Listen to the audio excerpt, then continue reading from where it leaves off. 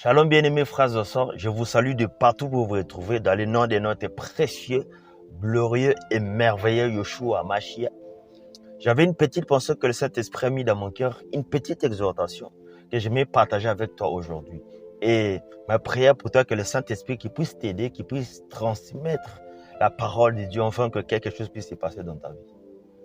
Bien-aimés, lorsque nous lisons la Bible, il y a une histoire qui m'a touché. C'est ça que j'aimerais qu'on puisse partager ensemble avec toi. C'est dans le livre de Luc 7, à partir du verset 36 jusqu'au verset 50. Nous connaissons très bien cette histoire. C'est l'histoire d'une dame. Et la Bible est là qu'elle fait que c'était une pécheresse. C'était une dame de mauvaise vie. Et qu'est-ce qui se passe? Cette dame-là, un jour, elle a eu marre de sa vie. Elle a constaté qu'il faut que sa vie puisse changer. Sa vie là qu'elle menait, ça ne la plaisait plus. Elle a pris des décisions que sa vie puisse changer, que ça puisse prendre une autre tournure, que sa vie puisse prendre un autre shift. La Bible dit que cette femme-là s'est levée. Elle a localisé Jésus, là où Jésus était, et elle est allée vers Jésus. Bien aimé, je vais te dire ceci.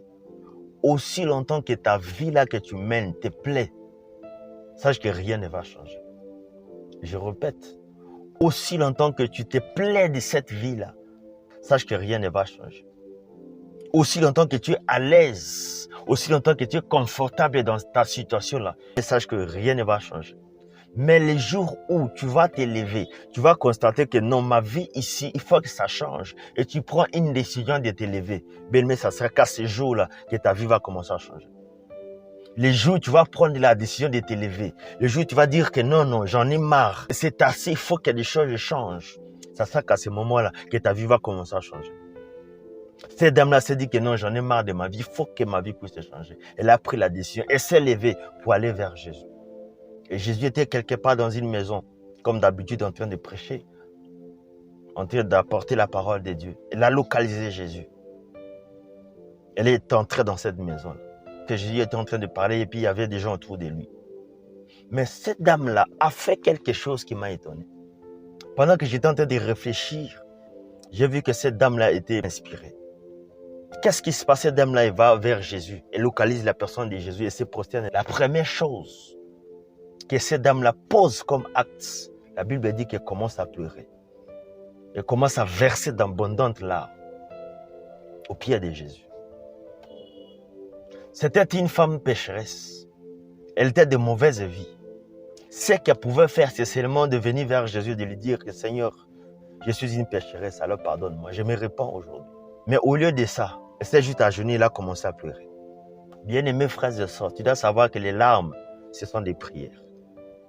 Les larmes, ce sont des paroles, mais qui sont immatérielles. Les larmes, ce sont des paroles, mais qui sont invisibles. Et cette dame-là savait que seul Jésus pourrait comprendre ces choses. Il y avait que Jésus qui pourrait interpréter ces paroles qui n'étaient pas visibles, qui n'étaient pas palpables, qui n'étaient pas matérielles. Seul Jésus pouvait comprendre ces choses. Elle a commencé à verser d'abondantes larmes. Et la Bible dit qu'elle a pris ses cheveux. Elle a commencé à nettoyer les pieds de Jésus avec ses larmes.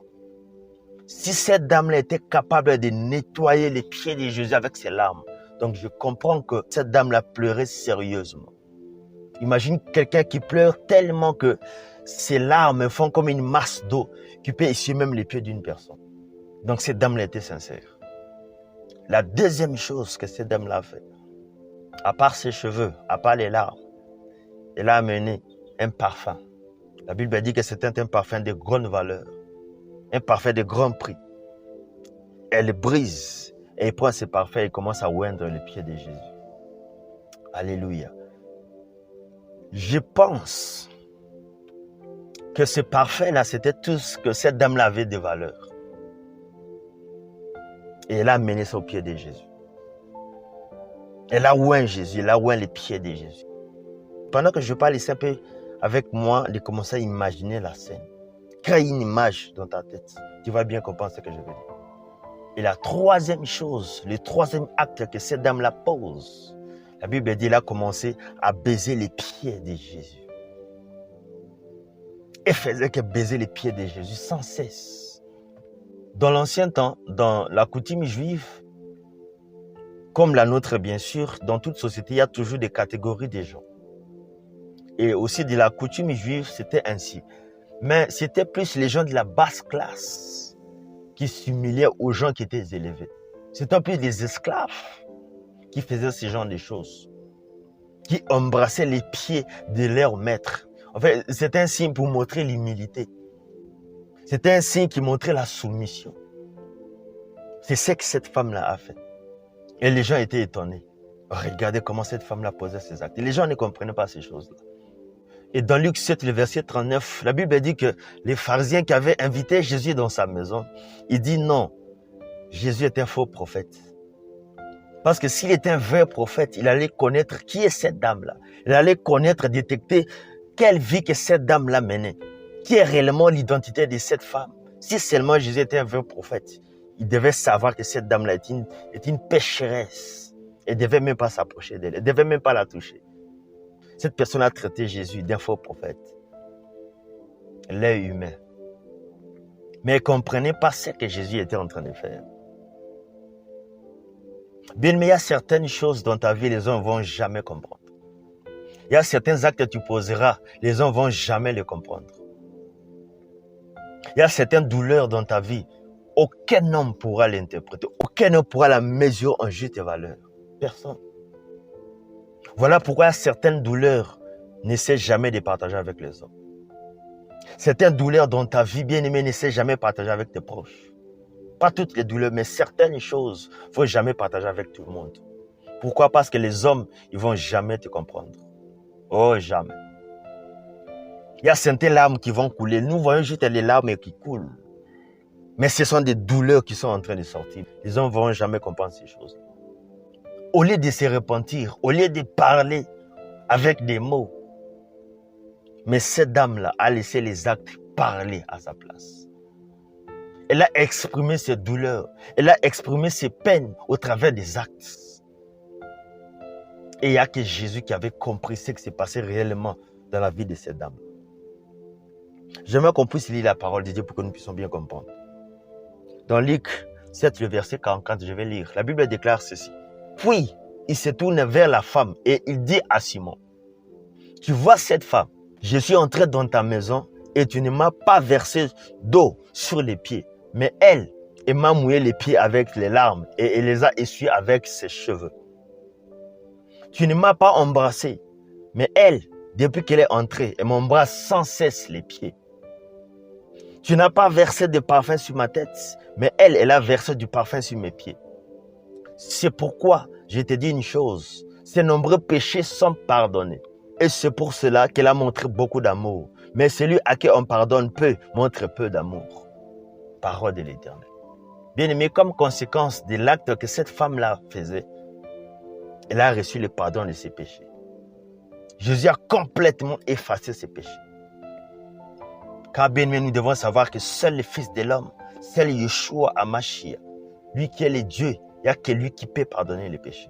En dehors de lui, personne ne peut pardonner les péchés. Il n'y a que lui. Elle dit que femme, tes péchés sont pardonnés. Autrement dit, c'est que j'ai entendu tes prières qui étaient invisibles, tes prières qui n'étaient pas matérielles. Moi, je l'ai compris. Même si les hommes n'avaient pas compris, mais Jésus avait compris. C'était quoi l'acte que cette dame-là. Bien-aimé, Jésus, il lit les cœurs des hommes. Jésus, il comprend tes douleurs. Jésus seul peut interpréter tes douleurs. Seul Jésus peut comprendre la situation là que tu traverses. Les hommes te voient et tu pleures. Ils te disent, mais qu'est-ce qui se passe? Pourquoi elle pleure? Personne ne va te comprendre, bien-aimé. Il n'y a que Jésus. Voilà pourquoi cette dame-là avait cette révélation. Que je n'ai pas besoin de parler. Mais mes larmes, mes offrandes, l'humiliation, celle va parler à ma place. Bien-aimé, je vais te dire ceci. Souvent, nous nous trompons de personnes. Souvent, nous allons dans de mauvaises adresses. Souvent, nous nous confions à des mauvaises personnes par rapport à nos situations pour qu'on puisse se libérer. Laisse-moi te dire qu'il n'y a que Jésus qui peut te donner la solution à tes problèmes. J'ai toujours l'habitude de dire qu'il n'y a aucune situation qui est tellement grande que Jésus ne saura pas les résoudre. Bien-aimé, il n'y en a pas. Il n'y en a pas. Montre-moi la grandeur d'une situation. Je te montrerai que Jésus est capable de les résoudre. Montre-moi la grandeur d'un problème. Je te montrerai combien Jésus est puissant pour donner la solution à ça. Par rapport à cette situation-là, tu fais qu'à pleurer. Tu fais qu'à pleurer. Et personne ne te comprend. Personne ne sait quel niveau de douleur que tu te retrouves. Mais laisse-moi te dire que Jésus sait. Jésus a vu tes larmes. Laisse-moi encore dire que le moment est arrivé que tu puisses recevoir la solution à tes problèmes. Laisse-moi te dire que la saison est arrivée pour que Jésus puisse te donner la solution à tes problèmes. Là. Le moment est arrivé pour que Jésus puisse sécher tes larmes. Bien-aimé, Dieu voit tes larmes. Si Dieu était capable de voir les larmes du bébé qui pleurait, Ismaël, et combien plus forte raison toi? Anne avait tellement mal. Elle avait tellement mal que les mots ne sortaient pas, avec les larmes qui coulaient. Et les prophètes étaient incapables de connaître ce que cette dame-là ressentait. Mais seul Dieu pouvait voir ces choses. Aujourd'hui, tes cris, aujourd'hui, tes larmes, on l'interprète de diverses manières. C'est comme c'est haute. Il a dit que c'est une pécheresse. Mais Jésus a compris de quoi il s'agissait. Et le prophète a mal interprété les larmes de Anne. Mais seul Dieu pouvait les comprendre. Bien, mais je ne sais pas quel problème qui te tracasse. Je ne sais pas quelle situation que tu traverses là, qui te bloque la vie, qui t'enlève la joie, qui t'enlève la paix, qui t'enlève le bonheur. Mais je sais une chose, que Jésus a la capacité aujourd'hui même d'essuyer tes larmes. Bien, mais je sais de quoi je parle. Je perdis des gens que j'aime. J'ai perdu des proches. Mais je sais combien Jésus était venu en fait de me consoler. Bien-aimé, le Saint-Esprit il console. Aujourd'hui, Jésus veut seulement te dire que tes larmes là, il le voit. Mais c'est juste une question de temps, il va se manifester. Je vais te demander là où tu es, par rapport à ta situation, par rapport à ces blessures-là internes qui te font couler les larmes, que tu puisses te prier juste un instant avec moi.